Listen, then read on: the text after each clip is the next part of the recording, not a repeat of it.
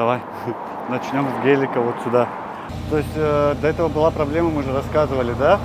Вот с этого пульта, если его нажимаешь назад, спинка вперед уезжала.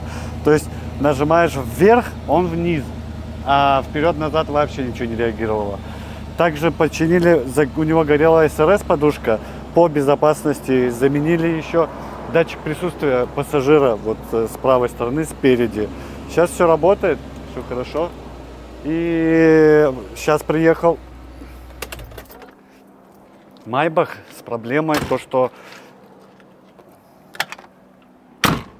просто на ровном месте машина ехала, и получилось так, то что кондиционер задул прям горячим, и вентилятор крутится прям на максималках.